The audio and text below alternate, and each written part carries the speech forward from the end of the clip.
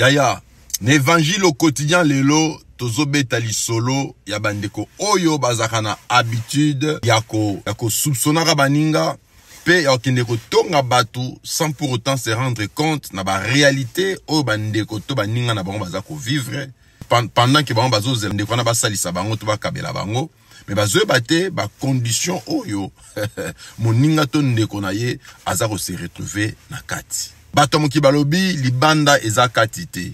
côté mai etangaka na kati na ndako kaka moto afani na kati na ndako moto ayebi esika nini mai etangaka na kati na immeuble na ye des fois yoza libanda oza kolula des fois oza libanda ozokanisa makambo mosusu nzokande ba réalité o moninga aza kotraverse ye moko moto ayebi alors so se rapprocher na ye te to se renseigner te ezala passe mingi pour découvrir ndeko na ngai ba conditions difficiles des fois peu misérables o ndeko aza kotraverse mais yo so kanisa azo vivre ba conditions malamu Mardoché azalera sentinelle la pamba mais ande ye muto abokola ndeko na komona Esther mais Esther a commis première dame jamais tout mona Mardoché ne retonga cousine na ye ngautu na bokola ye ngam na salisa ye na pese éducation malamu na garda out virginité na ya komati le première dame a reçu na concours pour qu'on remplacer la reine Vati jamais aya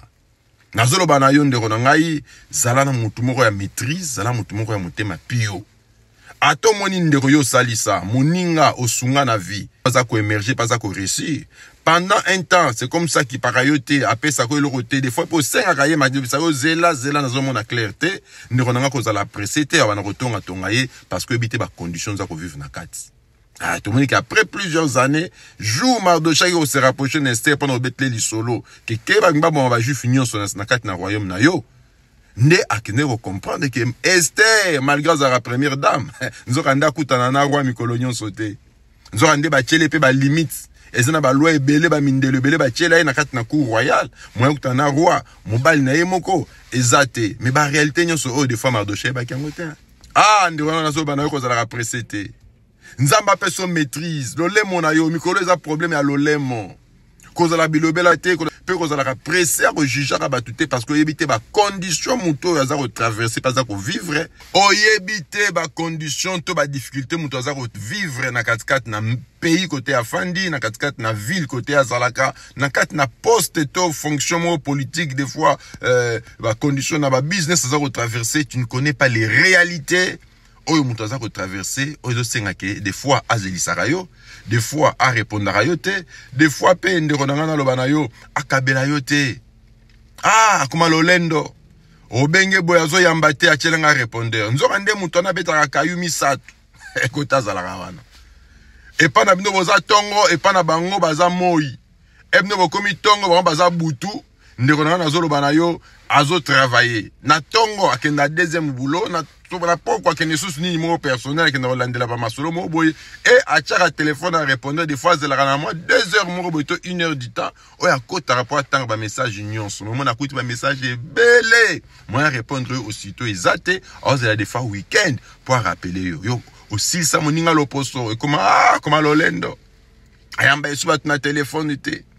ah depuis azwa bonga ndiko na zolo bana yo changer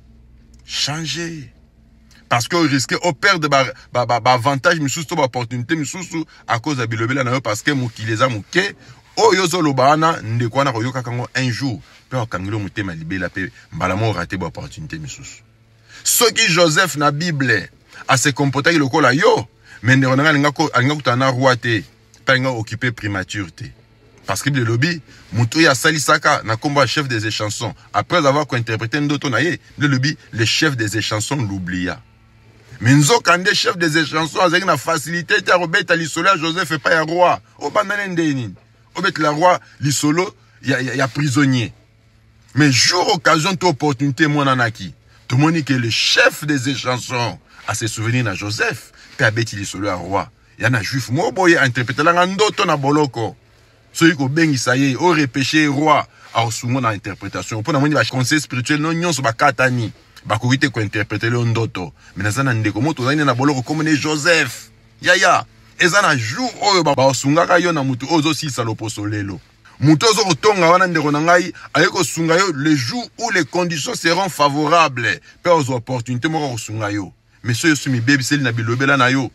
ah ça yo tonga kaye omikanga la porte. Joseph, zala calme. Comme premier ministre, quand Nanzala Moutou Oyo, Ozotonga, parce que il ba conditions à retraverser. Évangile au quotidien avec l'homme de la continuité. Cliquez sur j'aime, partagez, likez, puis s'abonner à la chaîne YouTube Oyo Patrick Alala. Tikanzamba Lola.